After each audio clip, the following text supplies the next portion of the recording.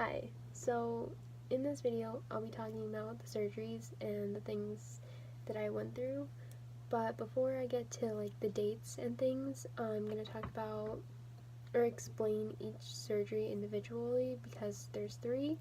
So I made a little demonstration, so we're going to play that right now. So let me explain how each individual surgery works and the incisions I make and what exactly is happening to the best of my ability. So when I say I've had surgeries done on these days, you know what I'm talking about. How the first surgery works is what I'm attempting to draw is a colon. So that's my colon, and they remove all of it. They remove all of the infected area, but they still keep a bit of the rectum. So they keep the rectum so they can, for the second surgery, attach it later. So then they first put a camera in your belly button. The tiny X's I'm making are the incisions.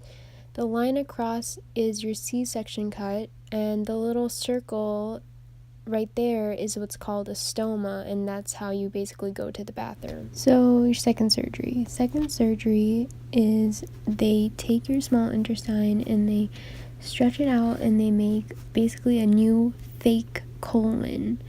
Now it's called a J pouch, and it's basically your new colon.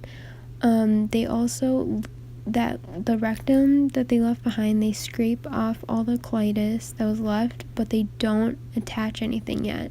They give 3 months for it to heal completely before your last surgery. So they use the same incisions, so the C-section cut and then the 2 small incisions on your chest kind of and on your side, and then you get a new stoma. So they use the same stoma hole, but it's a new part of your small intestine. It's more up instead of the end. So the last surgery, your last surgery, they use the same 2 incisions, but they don't use your C-section cut. That's just there, but you don't use it.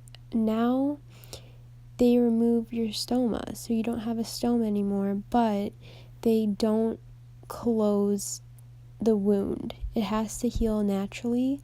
They do use stitches and glue, but they leave it open so it heals from the inside out. The stoma wound should heal naturally, and it will take time. So, that's how each surgery works. So what a stoma is. A stoma is a part of your small intestine that sticks out of you like this. It's a little circle. It sticks out of you. Mine was on this side right here. And that is where your waste comes out of because you don't have a colon anymore. In my next video, I'll talk about more like my personal experience with it, but this is just explaining everything. So with a stoma, it's called an ostomy. So then you have an ostomy bag. What is an ostomy bag? An ostomy bag looks like this. I'll put in pictures of me that I took when I had the bag, and you'll see how it looks when you have it on. So now we get into my experience with surgeries and what kind of went down. My first surgery was January 24th. So today, the day that I'm posting these videos, is my 1 year of living. If I didn't have these surgeries, I would have bled out. In my last video, I was talking about how much blood I was losing. On January 24th, before my surgery, they actually gave me a bag of blood, and in the night, so when I had my surgery the next day, I was good to go. My surgery was at 2 p.m., and I didn't get out till 6 o'clock. During that whole time span, I was bleeding out the whole time. So when they do surgeries, they obviously have tubes to drain out everything. Because I had a tube up there, I was bleeding out. They gave me blood as the surgery was going on because I was losing so much of it. So today, January 24th, will always be a day I remember as my second chance at life, basically. Coming out of surgery, my throat was dry from the anesthesia, and also I was in a lot of pain. You have surgery in your core, so all the surgeries took place in my stomach area, and that's where your core is and where you use your muscles to move, basically, right?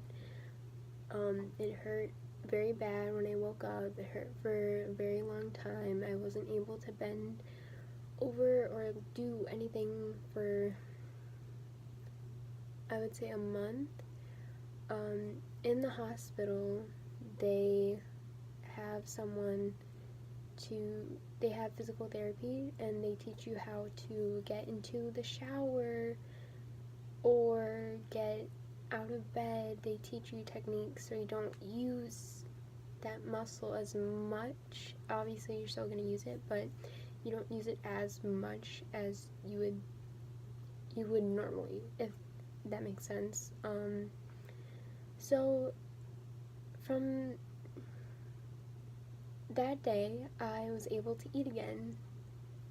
In my last video, I talked about how I couldn't eat and I was surviving through a PICC line with TPN since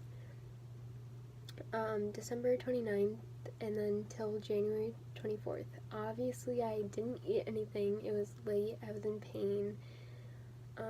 It was very hard to eat. It was weird to eat again if I haven't eaten in that long.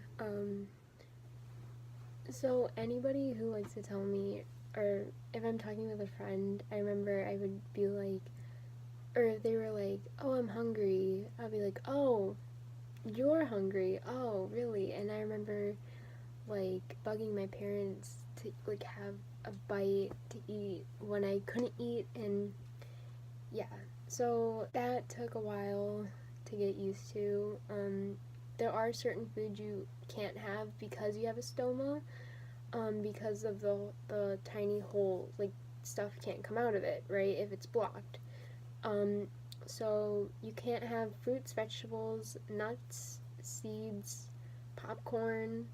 I would just avoid all of that. You can have it after 6 weeks. Even then, I didn't have it for a very long time. I was very, very cautious of what I ate because I didn't want a blockage. If you know you can avoid something, you avoid it. So there was that.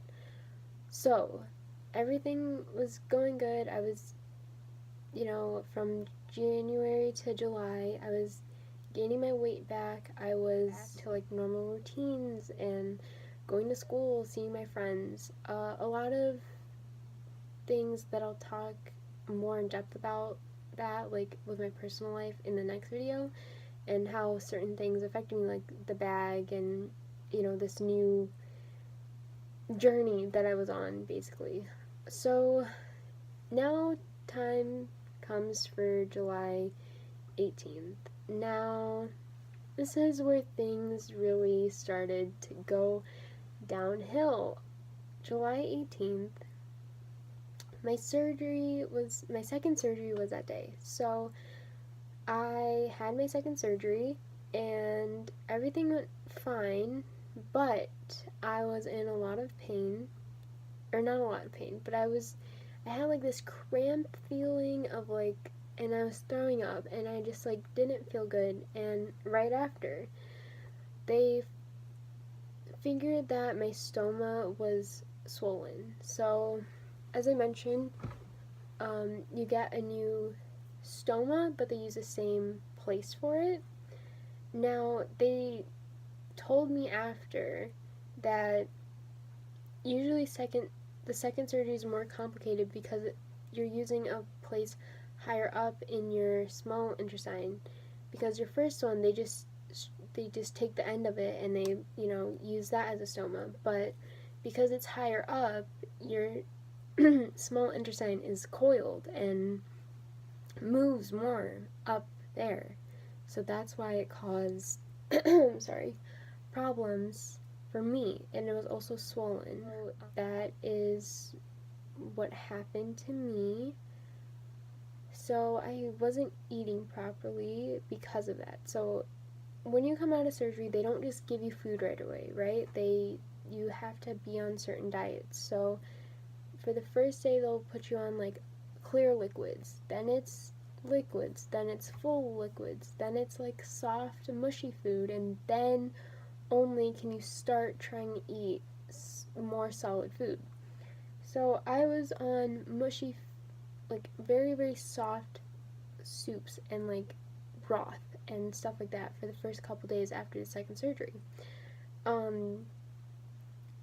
Because they knew something was wrong, because I shouldn't have been having that feeling. If you see me looking down, by the way, I just have like an outline of things that I need to talk about.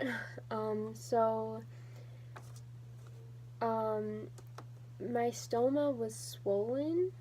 When I talk about the food, my stoma was swollen from the surgery, obviously, but they rushed me to eat. They told me I could eat like the second day or something, and you know, me, I was hungry because before any surgery you can't eat, right? So you're on like clear liquids before your surgery.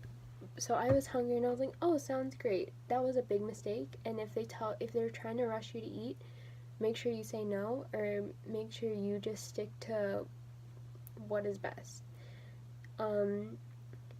So also after the second surgery, you have a JP pouch, I think it's called, and that goes on this side, and that is what drains all the stuff that comes, all the like leftover stuff, as they're doing the surgery. So when they do the surgery, they obviously like clean inside, and that's what's draining out. That was so annoying. It was so gross. I think it wasn't worse than the stoma, but it was really gross because it's all like just your body liquids, like water and like, oh, so they had to drain that and you could feel it. And when they took it out, I remember, because they had to like, they just take it out like at your bedside. They take it out, and that was so gross, and that was a bad memory. Also, because my stoma was swollen, they had to put a tube in. So the tube it's a long tube, it goes inside your stoma, and that's what helps release and like help the waste come out of your stoma. So that I had to have, that was, they put that in, and I went home. This took a couple days. I didn't just go home. I was there for a week, I think, or I have the dates, but I don't have the dates. Yeah, it was like a week or something like that. But again, I wasn't eating proper food. I couldn't eat proper food till August something. Editing Sienna here. I forgot to mention that for my second surgery, I had a second PICC line, and then for my third surgery, I had another PICC line again. So for my second one, I had a PICC line the same day, July 18th, and then that was taken out sometime in August, and then in my last surgery, I had a new PICC line, and then that was taken out also. But they all serve the same purpose with fluids, lipids, TPN. Also, every time I came home, I would have a pole, and that would have the fluids. I would have to have like a bag of fluids a day just to keep me hydrated because water is a big factor of these kind of surgeries. Okay, on with the video. So I was on a mushy diet and I was constantly in pain. I was losing weight again. It was really sad because I just got my weight back for that surgery and now I was losing it again slowly. Because it was a new stoma, I was used to changing the bag a certain way the first time. So when you change the bag, you're supposed to change it twice a week. And I did. And with the first one, the first stoma I had was my easiest one. The second one I had caused me so many problems. It was always blocked, and it was always, or not blocked. It was always falling asleep. So your stoma can either be blocked, and I guess in my case, mine fell asleep. For whatever reason, I don't know why, but it just did. My stoma, because it was having so many problems, I needed a revision surgery. So a revision surgery is, for me, they thought maybe my stoma, there wasn't enough room. They thought my muscles because were like pushing too much, and that's why I was getting blocked. So for the revision, they took out some of my muscle and like made a deeper cut inside. And that happened on August 20th. And that same day was a day, or I think school started August 20th for my senior year. That was fun. I thought I was going to be back in school, but I was back in school a week later. So that was fine. The revision did help me a bit, but it was working, you know. I felt good. I didn't feel that pressure I felt and I realized like, wow, I did have like that pressure all the time after my second one. And yeah, but it was nice because in August I was able to start eating actual food again. So yeah, July till August, I was eating like very mushy, soft food. I was on ramen. I had to have ramen 3 times a day for like 3 weeks. And I'm not, like, you might think I'm exaggerating that, but you can ask my mom. August 20th, I was doing much better.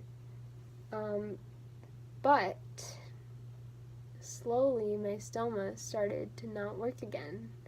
So even though it was a simple surgery, and it was kind of gross because I remember there's like all the dead skin that was like on top, and one of the doctors just kind of scraped it off, and that was a horrible sight to see. And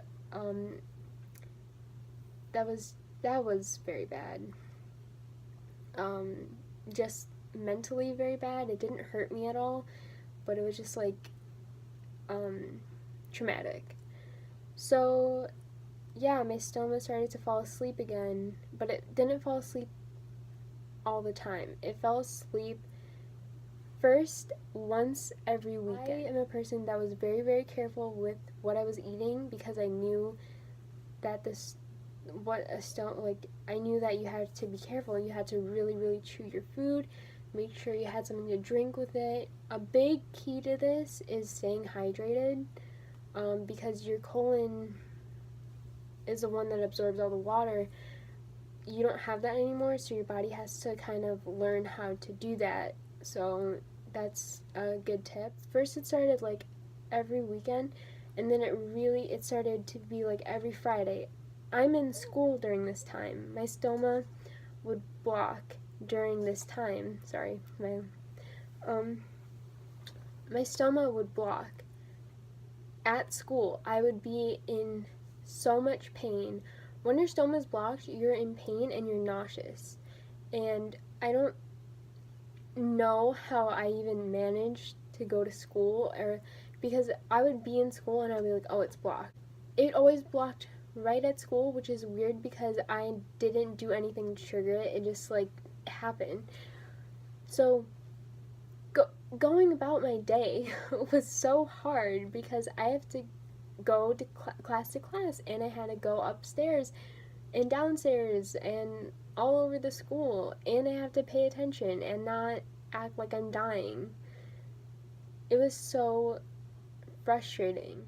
Because my stoma was getting blocked all the time, my doctor said, this isn't working. You need to have like a surgery. Or we're gonna move up your surgery, because my last surgery was supposed to be scheduled for October 15th, but instead it got moved up to October 3rd. This was bittersweet because it was like I just got back in school. I was kind of getting the hang of things, but this stoma kept blocking. It was during this time, this put me in I was in a very bad place. But so my last surgery, I had my last surgery on October 3rd. Everything went really good. It was very painful to eat.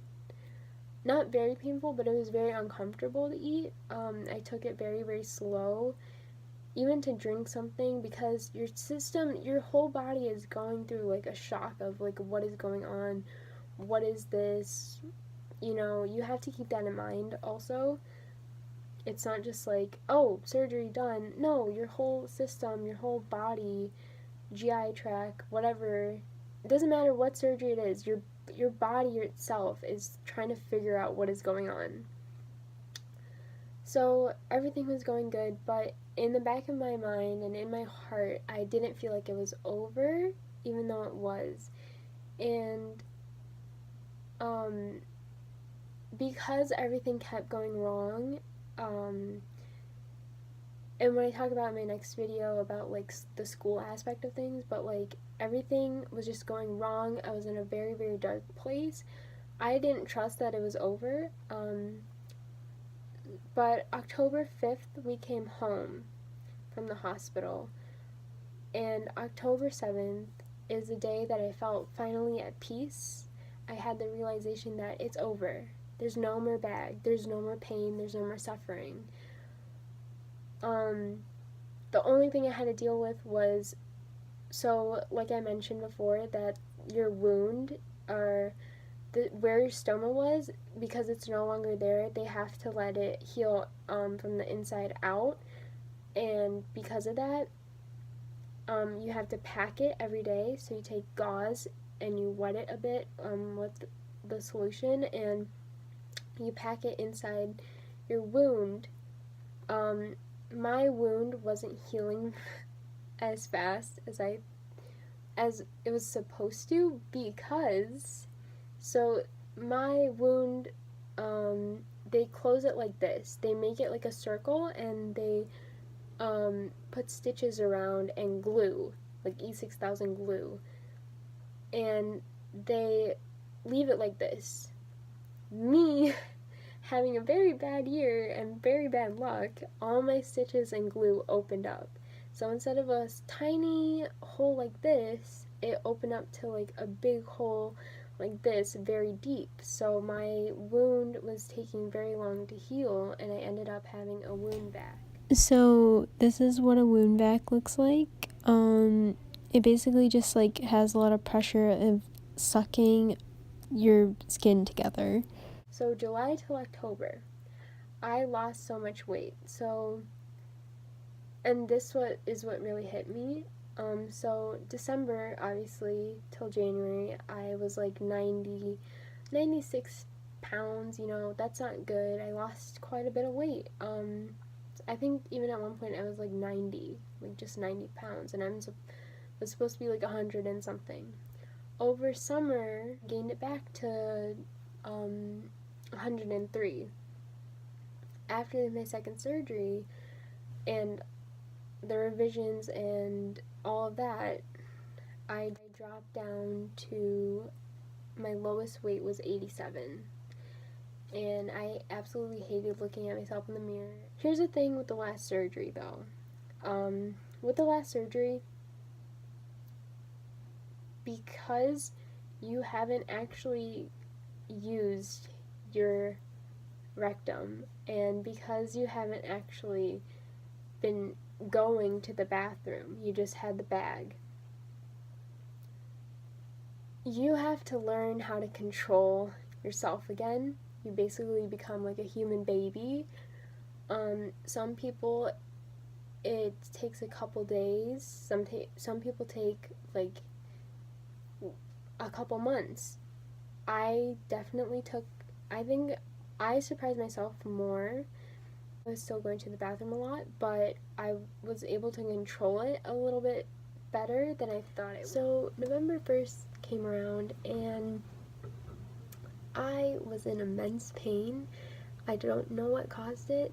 When we went to the hospital, they didn't know what caused it. I was laying on this bed right here in excruciating pain. I've never had pain like that in my life. I couldn't move an inch. I was also throwing up. So even though I couldn't move, I had to get up to throw up, and it was very bad.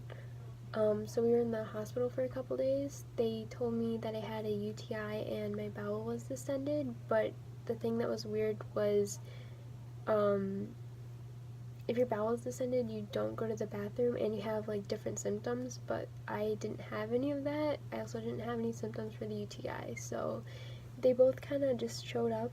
No one really knows what caused it, but yeah, so during that time, I had to get a third PICC line, which, because they decided to say you can't have food, you can have water. They said I could have water and liquids, but no food. They wanted to give my bowels a rest to see if it would like shrink down again. Luckily it did. Yeah, so luckily it did shrink down, but here's the thing, because I was there for like, I don't know how long I was there for, I think like a couple days. They sent me home, but they sent me home on TPN, which you had to do from home, so, and I couldn't eat. So it's easier to not to not crave food when you're in the hospital. Like, obviously you still crave it, but because I already have been like 2 months without eating, and then this happened again like right towards the end when everything was supposed to like be fixing itself and like I was supposed to like get back to normal, I was so frustrated and annoyed, but it's okay. But so I was on TPN at my house. They send you everything. They send you the bags with you have to inject the vitamins and stuff. So that was a new experience too. So yeah, that's my story with all my surgeries. If you have any questions, let me know. If you've been through something like this, let me know. And if these videos are helpful, or if you want more in depth of like what happened, I can make those videos possibly. Either way, I'm happy that I'm making these to help somebody, even if it's just one person. That's really what inspired me, because this was a lot for me, and I can't imagine like anybody else going through this, and I hate knowing that people go through this all the time. I wish like this disease would have stopped with me by some miracle, but it doesn't. But I just hope this helps somebody one day, or somebody sees it and they don't feel alone, or if you know a friend or family member going through this, maybe this will help them too. So yeah, if you have any questions, comments, concerns, anything, please contact me down below and I'll try and get back to you. Yeah, that's all I have for now. Bye.